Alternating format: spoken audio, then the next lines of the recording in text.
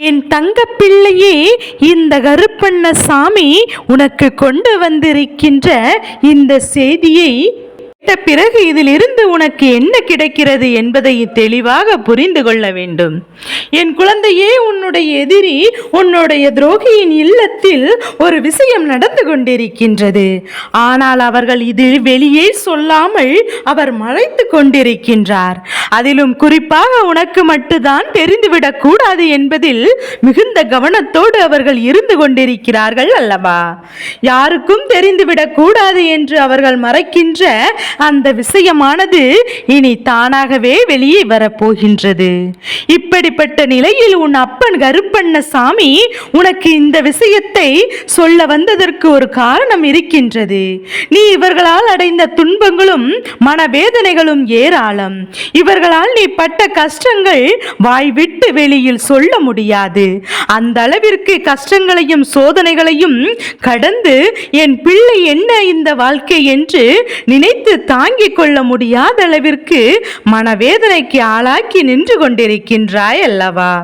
அப்படி இருக்கும்போது இந்த கருப்பன் இதையெல்லாம் பார்த்து உன்னுடைய துன்பங்களுக்கு அவர்கள் பதில் சொல்லவே ஆக வேண்டும் என்று சொன்னேன் அல்லவா? அதைதான் இப்போது அவர்கள் அனுபவித்துக் கொண்டிருக்கின்றார்கள். என் பிள்ளையே, உன்னுடைய வாழ்க்கையில் சில கஷ்டங்களை அனுபவித்துக் கொண்டிருக்கும் போது உனக்கு என்னால் உதவி செய்ய முடியாமல் போனதற்கும் ஒரு காரணம் உண்டு. கருப்பண்ணசாமி மட்டுமே பார்த்து கொண்டிருக்கின்றார் என்று நினைக்க கூடாதல்லவா?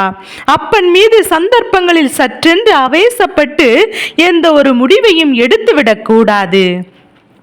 ஏனென்றால் அப்பன் ஒரு முடிவினை நான் ஆவேசத்தில் எடுக்கும் போது அது யாருடைய உயிருக்காவது பததமாக மாறிவிடும். அதனால் தான் உன் அப்பன் எதை எதிர்கொள்ள பொறுமையாக செய்து கொண்டிருக்கின்றேன் என்பதை இப்போது நீ புரிந்து கொள்ள வேண்டும். அப்பேற்பட்ட உன்னுடைய வாழ்க்கையில் இனி நடக்கின்ற ஒவ்வொரு விஷயங்களுக்கு பின்னாலும் இந்த கருப்பன் பொறுப்பை காக்க வேண்டிய ஒரு கட்டாயம் இருந்ததல்லவா?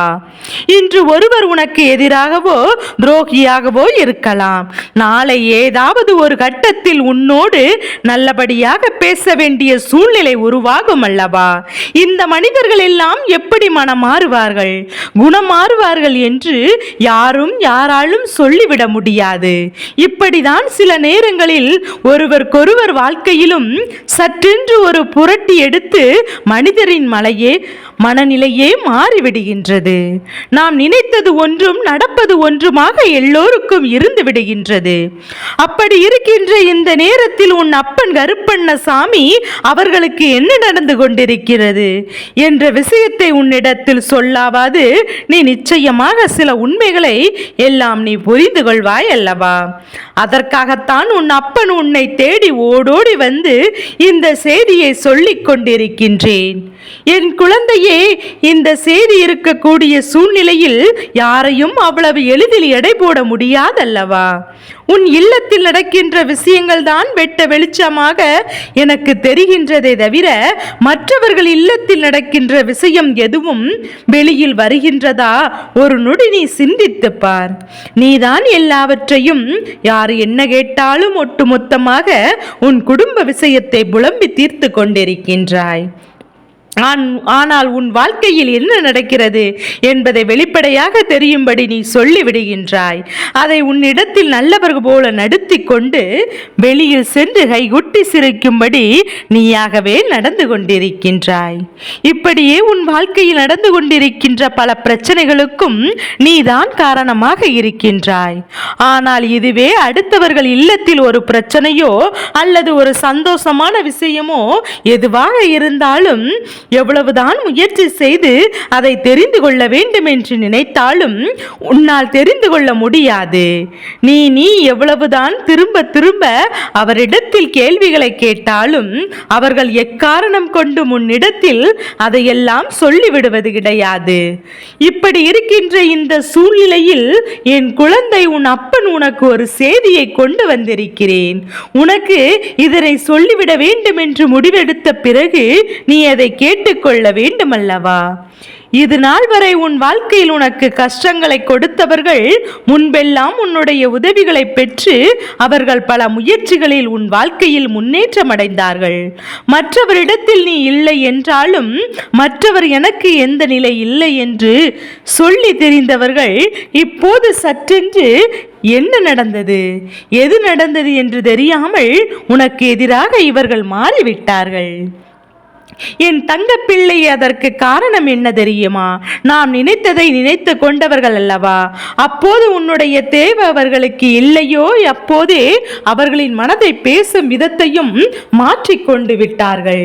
தேவைக்காக பழகுவர்கள் எல்லோரும் இவர்கள்தான் என்பதை, இப்படி இருப்பார்கள் என்பதையும் ஒரே மாதிரியாக மட்டுமே செய்வார்கள் அல்லவா? இதையெல்லாம் நீ புரிந்து கொள்ள வேண்டும். உன் வாழ்க்கையில் இருக்கின்ற ஒவ்வொரு விஷயங்களையும் நீ சரியாக புரிந்து கொள்ள வேண்டிய நேரம் உனக்கு வந்து விட்டது. யார் யார் என்ன விஷயங்களில் உன்னிடம் பழகுகிறார்கள், யார் யார் என்ன தேவைக்காக உன்னை பயன்படுத்துகிறார்கள் என்பதையெல்லாம் நீ புரிந்து கொள்ள வேண்டும். இன்னும் சில விஷயங்கள் எல்லாம் இருக்கின்றது. நீ ஒருவரின் மீது அன்பு கொண்டு அவர்களின் மீது அன்பு வைத்து இந்த உறவு நிச்சயமாக நம்மோடு கடைசி வரைக்கும் இருக்கும் என்று நினைக்கின்றாய். ஆனாலும் எந்த ஒரு உறவாக இருந்தாலும் பணம் என்ற ஒன்றை மட்டும் தான் தம்மிடத்தில் சார்ந்து பழகுகின்றது. உன்னிடத்தில் பணம் இருந்தால் தேடி வருவதும், உன்னிடத்தில் பணம் இல்லை என்றால் உன்னை ஒரு மனிதராக கூட மதிப்பது தயங்குவது கிடையாது. கண்கூடாக நடந்து கொண்டுதான் இருக்கின்றது. என் தங்க பிள்ளையே, இப்பேற்பட்ட எண்ணங்களை கொண்டவர்கள் சுற்றி இருக்கும் போது வாழ்க்கையின் மீது சில நேரங்களில் பிடித்தமில்லாமல் போடுகின்றது. எதற்காக, ஏன் நாம் இங்கு வாழ்கிறோம் என்ற எண்ணமும் வாழ்க்கையில் ஒரு வெறுப்பினும் வந்து விடுகின்றது. இனி எப்படியாவது இந்த வாழ்க்கையை நல்லபடியாக வாழ வேண்டும் என்று என் பிள்ளை நினைக்கும் போதெல்லாம் உன்னை சுற்றி சுற்றி துன்பங்களை தான் பாடாய்படுத்தி எடுக்கின்றது. நல்ல நேரம் வரும்போது நல்லபடியாக வாழ வேண்டும் என்று நீ நினைத்தாலும் உன்னை சுற்றி இருப்பவர்கள் நிம்மதியாக வாழ்வது கிடையாது.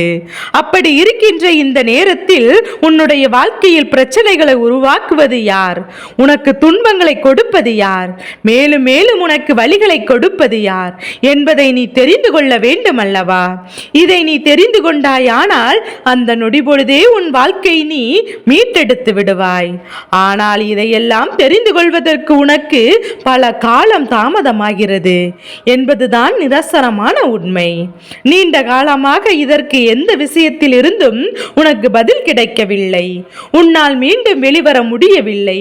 நிச்சயமாக இப்போது கூட உன்னால் சற்றென்று எந்த ஒரு முடிவிலும் நிறைவான முழுமையான முடிவை எடுக்க முடியவில்லை.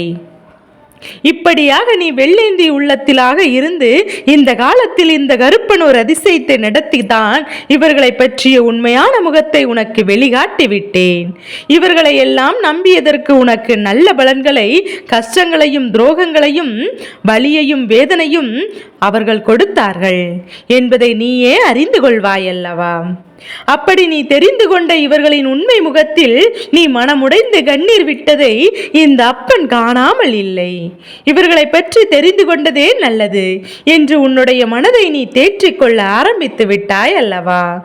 என் பிள்ளையே, எப்போதெல்லாம் உன் அப்பன் உனக்கு நல்ல நேரம் வந்து விட்டது, இவர்களுக்கு நல்லதை கொடுக்க வேண்டும் என்று உனக்கான நல்ல விஷயங்களையும் செய்யும் போது அதை இடையில் புகுந்து தடுத்து நிறுத்துவார்கள் என்பதுதான் உண்மை. அப்போதெல்லாம் அவர்கள் உனக்கு முழுமையான விசுவாசத்தோடு உள்ளவராக இருந்தார்கள். ஆனால் இன்றோ அவர்கள் குடும்பத்தில் என்ன நடக்கிறது, எது நடக்கிறது என்பதை மறக்கிறார்கள்.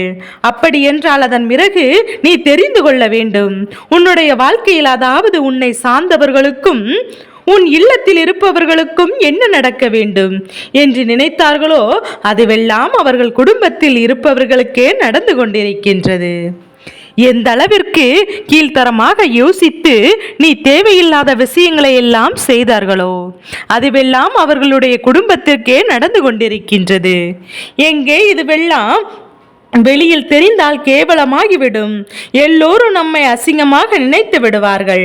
அதிலும் தன்னுடைய கௌரவம் போய்விடும் என்று அங்கே வெளிகாட்டாமல் பொத்தி பொத்தி வைத்து கொண்டிருக்கிறார்கள். என் செல்ல குழந்தையே, எந்த ஒரு விஷயமாக இருந்தாலும் ஒரு நாள் இல்லை, ஒரு நாள் பூகமாக வெடித்து தெரிந்துதானே ஆக வேண்டும். அவர்கள் குடும்பத்தில் ஒருவரின் வாழ்க்கையை இப்போது கேள்விக்குறியாக நிற்கின்றது. அதை உன் குடும்பத்தில் இருக்கும் ஒருவருக்கு நடத்த வேண்டும் என்று பல நாட்களாக அவர்கள் திட்டத்தை தீட்டிக் கொண்டிருந்தார்கள். உன் குடும்பத்தில் யாராவது ஒருவர் வாழ்க்கையை இழந்து நிற்க வேண்டும் என்று அவர்கள் மனதிற்குள் எண்ணிக்கொண்டிருந்தார்கள். வணங்குகின்ற தேவங்கள் இடத்திலெல்லாம் இதைதான் கேட்டுக்கொண்டிருக்கிறார்கள். ஆனால் அது இப்போது அப்படியே அதற்கு எதிராக அவர்கள் குடும்பத்தையே நடந்து கொண்டிருக்கின்றது. இப்போது தாங்க முடியாமல் வேதனைப்படுகிறார்கள். என் பிள்ளையே, அவர்கள் நிச்சயமாக மனதிற்குள் ஒரு எண்ணம் தட்டுப்பட்டு விட்டது.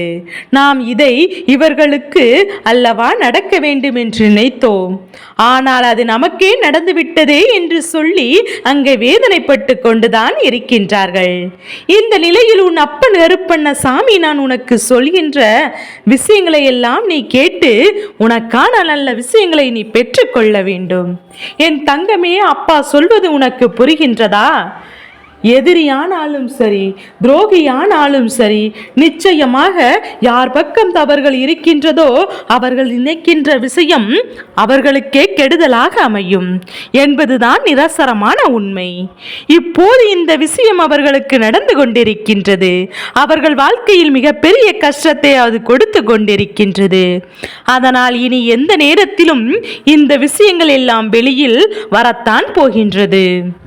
என் தங்கமே, எப்போதும் இவர்கள் உனக்கு கஷ்டங்களை கொடுத்தார்களோ அப்போதே இவர்களை எல்லாம் நான் பழி வாங்கியே தீர வேண்டும் என்று அவர்களுக்கான தண்டனையை கொடுத்திருக்கலாம். ஆனால் அவர்களின் விரலை வைத்துதான் அவர்களின் கண்களை தோண்டி எடுக்க வேண்டும். உன் அப்பன் எப்போது முடிவு எடுத்து விட்டேன். அதனால் தான் இன்று நடக்கின்ற விஷயங்கள் ஒவ்வொன்றும் அவர்களுக்கு வாழ்க்கையில் கேள்விக்குறியாக வந்து நிற்கின்றது என்பதை நீ புரிந்து கொள்ள வேண்டும் அல்லவா? அவர்கள் நினைத்ததை எல்லாம் இந்த வாழ்க்கையில் நடத்திவிட வேண்டும் என்று என்னென்னவோ உனக்கு பிரச்சனைகளை கொடுத்தார்கள் அல்லவா? அதுவெல்லாம் இன்று அவர்களுக்கே நடந்துவிட்டது. வெளியில் சொன்னால் தலை காட்ட முடியாது என்று நினைத்து கொண்டு ஒன்றும் நடக்காதபடி அங்கே உள்ளேயே புழங்கிக் கொண்டிருக்கின்றார்கள். என் தங்க பிள்ளையே, இதற்காக நீ சந்தோஷப்படவும் வேண்டாம், சிரிக்கவும் வேண்டாம். பட்ட குழந்தை கிடையாது. நல்ல விஷயங்களை கண்டு சந்தோஷப்படுவதாக இருந்தால் என்றோ இதையெல்லாம் செய்திருப்பாய். ஆனால் நீ யாருக்கு எந்த ஒரு கெடுதலையும் நினைக்காதே. அப்படி என்ற பிள்ளை அல்லவா? நமக்கே ஒருவர் தீங்கு நினைத்தாலும் அவர்கள் நன்றாக இருந்துவிட்டு போகட்டும் என்று நினைக்கின்ற பிள்ளை அல்லவா? அதனால் தான் இந்த கருப்பன் உனக்கு இந்த செய்தியை உன்னிடத்தில் சொல்லிக் கொண்டிருக்கின்றேன். அப்படி இருக்கும்போது நீ ஒருபோதும் யாருக்கும் எந்த ஒரு கெடுதலையும் நினைக்க மாட்டாய். உன் அப்பன் உன்னிடத்தில் சொல்ல வந்ததற்கு காரணம் இவர்கள் இது போன்றெல்லாம் உனக்கு செய்ய நினைத்தார்கள். அது அவர்களுடைய வாழ்க்கையே நடக்கிறது. இதை நீ தெரிந்து கொள்ள வேண்டும் என்பதற்காகத்தான் இப்போது உன்னிடத்தில் இதையெல்லாம் சொல்லிக் கொண்டு விட்டு இருக்கின்றேன். இவரிடத்தில் எத்தனை மோசமான எண்ணங்கள் எல்லாம் இருந்தது என்பதையும் எல்லாம் நீ தெரிந்து கொள்ள வேண்டும் அல்லவா?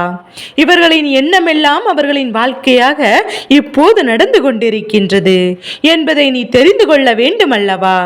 என் தங்கமே, இந்த வாழ்க்கையில் உன்னை சுற்றி இருப்பவர்களும் மனிதர்கள் நல்லவர்களா கெட்டவர்களா என்பதையெல்லாம் நீயே கண்டுபிடிக்க வேண்டும். முடியாவிட்டாலும் அவர்களின் வாழ்க்கையில் நடக்கின்ற சில வழக்கங்களும் சில விஷயங்களும் பழக்க வழக்கங்களும் இதெல்லாம் வெளிக்காட்டிவிடும். அவரவர் வாழ்க்கையில் நடக்கின்ற விஷயங்களை எல்லாம் பார்ப்பதற்கு அவருக்கே நேரம் இல்லாத போது இவர்கள் மட்டும் உன்னுடைய வாழ்க்கையை கெடுக்க நினைத்தார்கள் அல்லவா? அதனால் தான் இத்தனை பெரிய தண்டனை பெற்றுக்கொண்டு இப்போது வெளியில் சொல்ல முடியாமல் அங்கேயே இருந்து கொண்டிருக்கின்றார்கள். என் பிள்ளையே, இப்பேற்பட்ட மனிதரிடத்தில் எல்லாம் நீ எப்போதும் கவனமாக இருக்க வேண்டும். அப்பனின் அன்பு உன்னோடு இருக்கும் வரை உனக்கான நல்ல விஷயங்களை இந்த கருப்பன் கொண்டு வந்திருப்பான்.